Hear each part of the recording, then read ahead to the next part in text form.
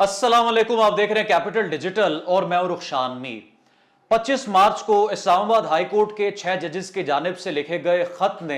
पाकिस्तान में जो इज़्तिराब पैदा किया वो आज भी थमने का नाम नहीं ले रहा। आज इस हवाले से कुछ अहम डेवलपमेंट्स हुई हैं जिन पर हम वीलॉग में बात करेंगे, लेकिन सबसे अहम सवाल ये है कि इस खत का आगाज जिस रेफरेंस से हुआ, यानी साबिक chief justice Islamabad high court justice Shaukat Aziz Siddiqui के मामले से, कि वो खुलकर सामने आए और उन्होंने उस वक्त पाकिस्तान के खुफिया इदारों पर यह इल्जाम आयद किया कि उन पर दबाव डाला गया है। यानी शौकत अजीज सिद्दीकी की जानिब से यह कहा गया था कि उन पर पाकिस्तान के मुख्तदर हलकों की जानिब से दबाव डाला गया है कि वो इंतखाबात तक ना मियां नवाज शरीफ को छोड़ें, ना ही उनकी बेटी यानी जो अब चीफ मिनिस्टर पंजाब है मरियम नवाज, उनको रिलीफ दें।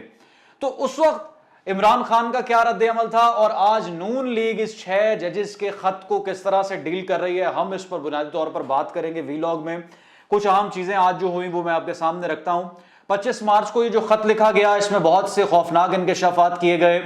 यानी एक ये इसमें वाकया कोट किया गया कि एक इस्लामाबाद हाई कोर्ट के जज के ब्रदर इन लॉ को अगवा किया गया और उनको अपनी मर्जी का बयान लेने के लिए ज़दोकोब किया जाता रहा, तशद्दुद का निशाना बनाया जाता रहा। एक इंसिडेंट ये कोट किया गया कि एक जो ऑफिशियल रेजिडेंसी थी एक जज की इस्लामाबाद में, जब उसका बल्ब खराब हुआ तो उसको तब्दील करने के लिए इलेक्ट्रिशियन ने जब उस बल्ब को खोला तो पता चला कि वहां पर खुफिया कैमराज नस्ब हैं। इसी तरह से कुछ और इंसिडेंट्स कोट किए जाते रहे कि अपनी मर्जी के फैसले करवाने के लिए पाकिस्तान के खुफिया इदारे मुदाखलत करते हैं और जजेस को प्रेशराइज करते हैं। अब 8 में से 6 जजेस ने सुप्रीम जुडिशल काउंसिल को यह खत लिखा और कॉपीज जो है वो तमाम मेंबर्स को भिजवाई। अब हुआ ये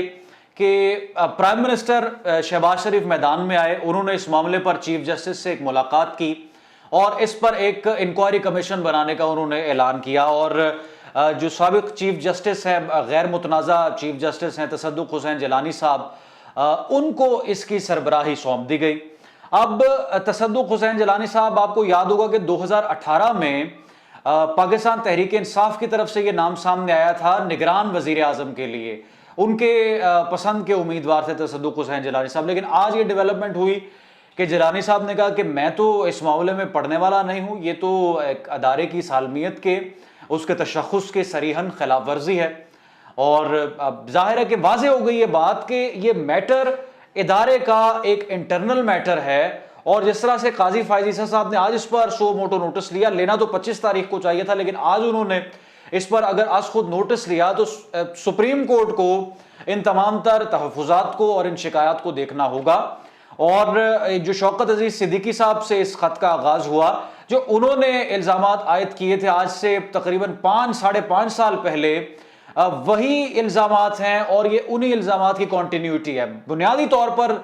खत को देखें या जस्टिस शौकत अजीज सिद्दीकी साहब के इल्जामात को देखें, बात सिर्फ ये है कि जो पाकिस्तान में अदालतों का निज़ाम है, जजेस का बारहा ये तहफ़्फ़ुज़ सामने आता रहा, एतराज़ आता रहा कि हमें प्रेशराइज किया जाता है। अब इसमें दिलचस्प बात यह है कि जब जस्टिस शौकत अजीज सिद्दीकी साहब ने ये कहा कि उनको रोका जा रहा है कि वो ना रिलीफ दें नवाज शरीफ को, ना दें उनकी बेटी को बेल, तो उस वक्त जो इमरान खान है उन्होंने कहा कि ये जैसे शौकत अजीज सिद्दीकी पता नहीं कैसी गुफ्तगू कर रहे हैं, इसका हकीकत से कोई ताल्लुक है या हकीकत से कोई ताल्लुक नहीं है। और उन्होंने कहा कि जो जनरल फैज़ हमीद हैं वो बिल्कुल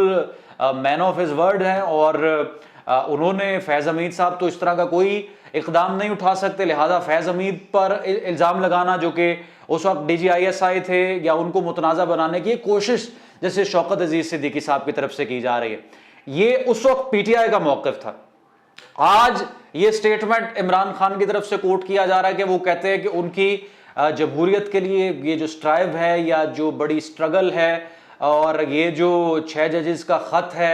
ये हकीकत पर मबनी है, लेकिन माजी में जब उनके लिए राहें हमवार थीं तो उन्होंने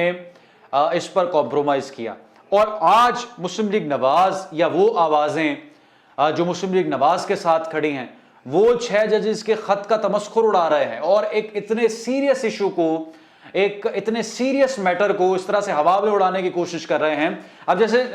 मियां शहबाज शरीफ साहब आ गए मंजर आम पर और जाकर चीफ जस्टिस से मुलाकात भी कर ली, تو یہ بات واضح ہو گئی کہ یہ معاملے کو سلجھانے کی بجائے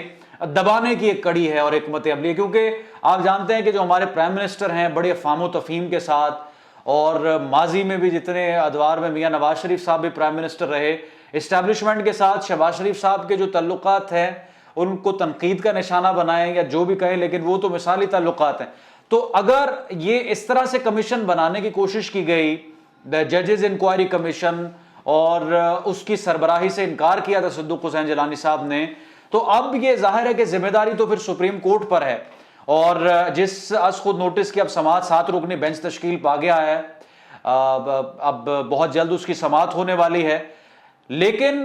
یہ یہاں پر اس ویلاگ میں ہم ڈسکس کر رہے ہیں کہ سیاسی جماعتیں